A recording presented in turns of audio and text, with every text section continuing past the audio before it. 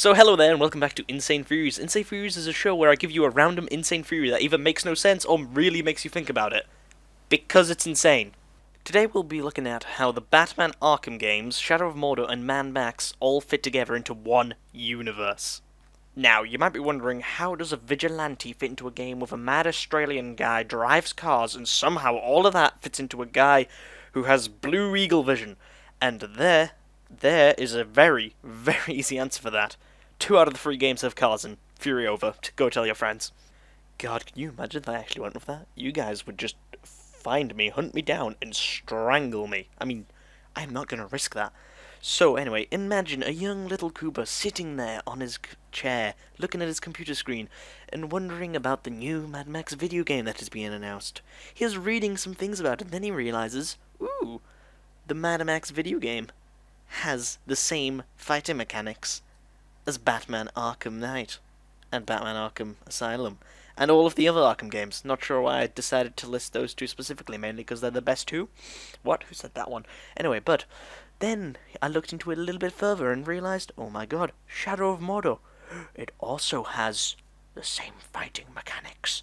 Isn't that just amazing? It's a great coincidence. You know what? I should go buy all of these games and then go play them all and then see what happens. But then I thought, wait a minute, what if all of these games fit into the same universe? Wouldn't that be insane? So then I did some digging. After that digging, I didn't really find much. Nobody else seemed to come up with this theory. Literally, I searched Google for Batman, Lord of the Rings, and Mad Max fitting all together into one. Nothing came up. I mean, I was highly surprised. Every time I typed in something, it would just change it to Harry Potter and Lord of the Rings are the same universe. I'm like, no, that's too basic. I need to get this further.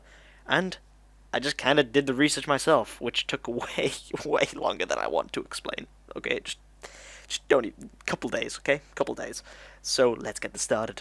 So, let's get a timeline going, shall we? So, the first game that would obviously go in the timeline is Shadow of Mordor, since according to some websites found online, it is 6,000 years ago from our current date, which is right now 2015. The next game that would go into the timeline would be the Arkham series, because I believe that it is from around 2007 to 2015, maybe 16. I feel like that's the time that the Arkham game is set. Originally, I thought it was set slightly further into the past, but apparently not, because, well, the technology, goddammit. Technology. And then finally, I would put the Mad Max video game in around, now just wait for this, 2020 to 2040. Not quite sure where, but I would put it somewhere around there. Now, you might be thinking, well, that's completely insane. That's far in the bloody future, man. It's completely wrong. Just trust me, okay? This theory works better if the Mad Max video game is set in this time. So, the first thing I tried to find was some recurring characters throughout 3 of the games. Unfortunately, I found no one. However, I did find somebody who recurred through 2 of the games, or at least their name recurred through 2 of the games. The Black Hand. So, in Shadow of Mordor, the Black Hand is a very powerful magic wielder who killed a whole bunch of really important people. And, well, he's basically one of the main enemies in the game. Is that all? He sounds powerful. Wouldn't you like to be the Black Hand?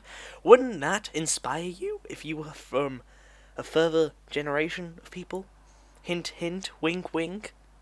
In the Arkham games, the Black Hand doesn't actually exist. The Black Hand actually exists in the Green Lantern comics. I mean, yeah. That doesn't... No, don't leave. Basically, the Green Lantern comics, the Black Hand was a very important character during the Blackest Night, where he got his hands on a black power ring, making him very, very powerful, just like our previous Black Hand. Wink, wink, hint, hint. And now you might be thinking, but wait a minute, Kuba, how does Green Lantern fit into the Arkham games? We've never seen him in the Arkham games. No, but do you know what we have seen? Several, countless Easter eggs to Ferris Air, which is where Green Lantern, Hal Jordan, originally worked. So that's good enough for me. Also, some random police officer said some throwaway line, which I guess also counts.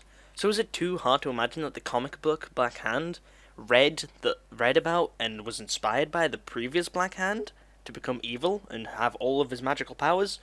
Yes. Well, then lucky me that this is not the only proof I have, because that would be a real stretch. But by now you might be saying, well, Kuba, but magic doesn't exist in the Arkham games or Mad Max. Well, you're not 100% wrong.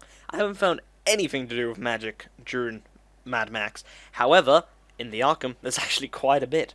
The first place my brain went to was Ra's al Ghul, who isn't magic himself, but the Lazarus Pit, or Lazarus Pit, depending on how you want to say it, I don't really care, was, in my opinion, might have been created by very, very powerful magic. So is it too hard to imagine that some really powerful mages from Shadow of Mordor created the Lazarus Pit? And you might be thinking, well, yeah, sure, they might have, but still, that doesn't mean that magic exists. It could have just been, like, some space people. Well, you're not wrong, so I started digging to think, are there any other magic characters in Batman? And I found one, Zatanna.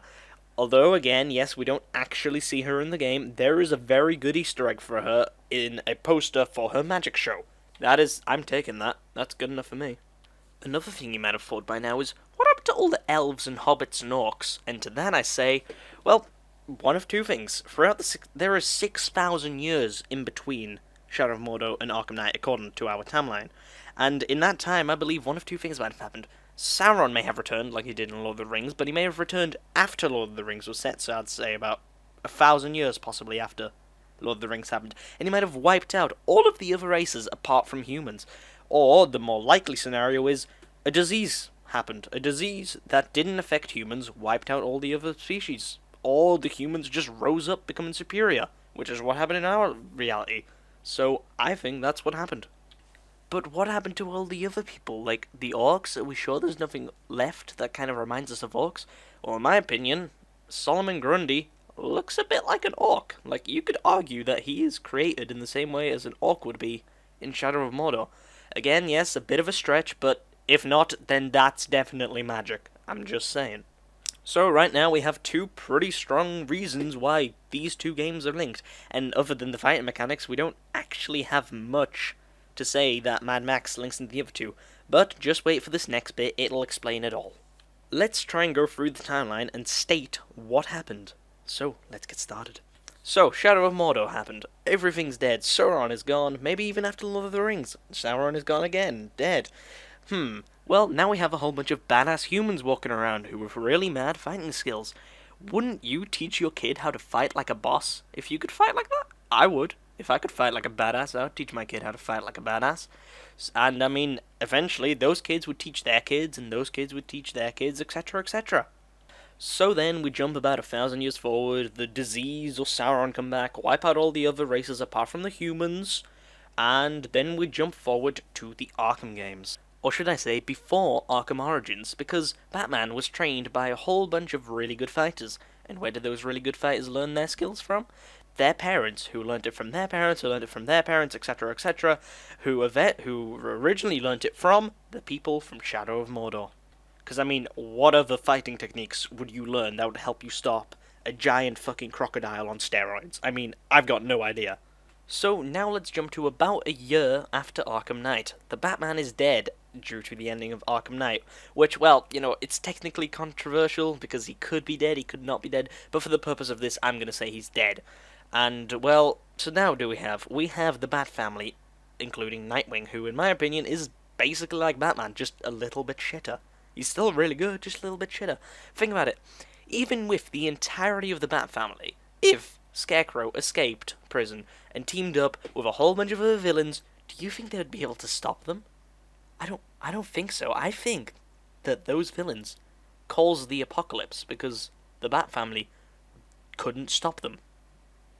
And this is how we get to Mad Max. The villains previously have started an apocalypse, and now you might be thinking, what happened to the other heroes? Well, they simply died. What if all of the villains teamed up and all of the superheroes teamed up? But without Batman's tactical brilliance, the superheroes couldn't defeat the villains. And they just all died. Maybe a couple survived. Maybe the Arrow. Maybe Nightwing. Maybe they lived. Maybe they then decided to create their own clans and groups, teaching the people in their groups how to fetch water, how to get food, and how to fight a little bit like Batman. Because if you were stuck in an apocalypse, wouldn't you like to learn how to fight like Batman, one of the greatest superheroes? I think you would. And then, maybe a couple years later, Nightwing either dies or leaves to try and find supplies, and dies out there because he couldn't find any. So then you're just some guy called Max from Australia who decides to go out, be a lone wolf, destroy people, kill people, and, well, do a whole bunch of really evil stuff, which Nightwing probably wouldn't have approved of. But still, you're gonna survive. So overall, I think this theory is actually extremely strong, which is extremely surprising. But there is one slight little problem. According to the Mad Max lore, the reason they are having this apocalypse is because all of the fuel was used up. And to that, I only have one theory. The Batmobile is a fucking fuel guzzler. So, that's the end of this theory. Is it crazy? Is it insane? Yes and yes. But wouldn't you love to have a video game created that is Shadow of Mordor characters, Batman characters, and Mad Max characters all into one? I don't care. Time travel, whatever. It would be amazing. I would go buy it. And you want the best part? That is theoretically possible because they are all owned by Warner Bros. Meaning, in the future, we could have a Batman, Shadow of Mordor, Mad Max crossover. Shut up and take my money!